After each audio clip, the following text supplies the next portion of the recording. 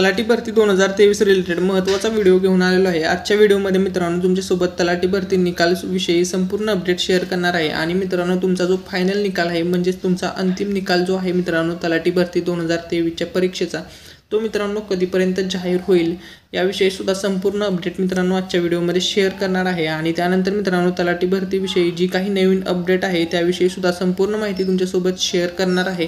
त्यामुळे मित्रांनो तुम्ही जर चॅनलवरती नवीन असाल तर चॅनलला सबस्क्राइब करायला विसरू नका मित्रांनो आणि व्हिडिओला सुद्धा लाईक करा आणि हा व्हिडिओ जास्तीत जास्त तुमच्या सर्व मित्रमैत्रिणींसोबत शेअर करायला विसरू नका।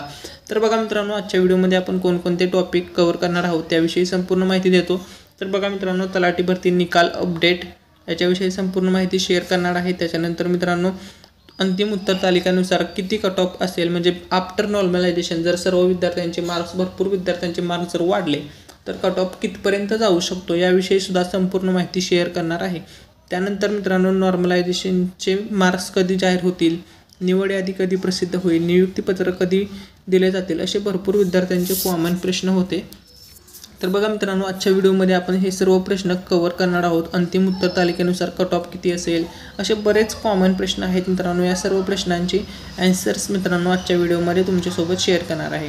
मित्रांनो या प्रश्नांच्या व्यतिरिक्त तुमचा अजून कोणता प्रश्न असेल तर तो तुम्ही कमेंट सेक्शनमध्ये विचारू शकता।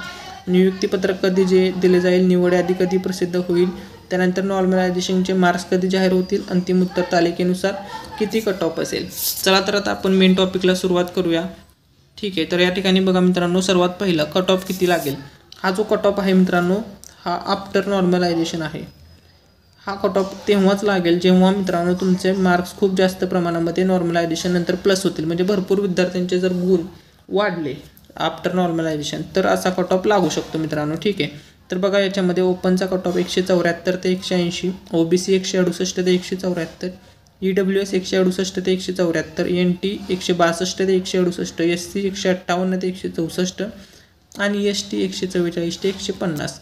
त्याच्यानंतर मित्रांनो बघा तुमचे जे काही कॉमन प्रश्न होते ते आज आपण कव्हर करणार आहोत। पहिला जो प्रश्न होता मित्रांनो सर्व विद्यार्थ्यांचा तो होता की नॉर्मलायझिंगचे मार्क्स कधी जाहीर होतील। तर याचं उत्तर आहे मित्रांनो डिसेंबरच्या शेवटच्या आठवड्यामध्ये नक्की जाहीर होतील। ठीक आहे, तर बघा मित्रांनो तुमचे नॉर्मलायझेशनचे जे गुण आहेत ते 100% मित्रांनो तुम्हाला डिसेंबरच्या शेवटच्या आठवड्यामध्ये समजतील। ठीक आहे, त्याच्यानंतर नेक्स्ट कॉमन प्रश्न होता निवड यादी कधी प्रसिद्ध होईल म्हणजेच अंतिम निकाल कधी प्रसिद्ध होईल, जाहीर कधी होईल याविषयी बघा। तर निवड यादी ही जानेवारीच्या दुसऱ्या आठवड्यामध्ये प्रसिद्ध होईल 10 जानेवारी 2024ला। तर बघा मित्रांनो कारण की 9 जानेवारी 2024पर्यंत मित्रांनो या तारखेला मित्रांनो सुप्रीम कोर्टाचा निकाल लागणार आहे 9 जानेवारीला। त्यामुळे मित्रांनो 10 जानेवारीला तुम्हाला तुमचा निकाल हातामध्ये भेटेल कारण की मित्रांनो तुमचा जो निकाल आहे तो लावण्याची जबाबदारी TCS कंपनीकडे आहे आणि रिझल्ट जो आहे मित्रांनो TCSने अगोदरच म्हणजे रेडी आहे, रिझल्ट रेडी आहे, परंतु सुप्रीम कोर्टाचा जसा निकाल लागला की लगेच मित्रांनो तुमचा निकाल जाहीर होऊन जाईल। त्यामुळे मित्रांनो चान्सेस आहेत की 10 जानेवारीला मित्रांनो तुम्हाला निकाल पाहायला मिळेल, निवड यादी प्रसिद्ध होईल।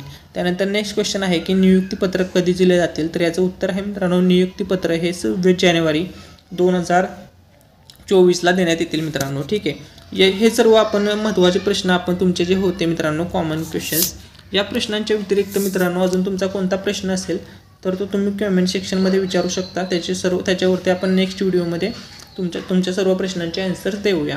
मित्रांनो ही माहिती आवडली असेल तर व्हिडिओला लाईक करायला विसरू नका आणि मित्रांनो चॅनलला सुद्धा सबस्क्राईब करून घ्या आणि तुमच्या सर्व मित्रमैत्रिणींसोबत मित्रांनो हा व्हिडिओ शेअर करायला विसरू नका।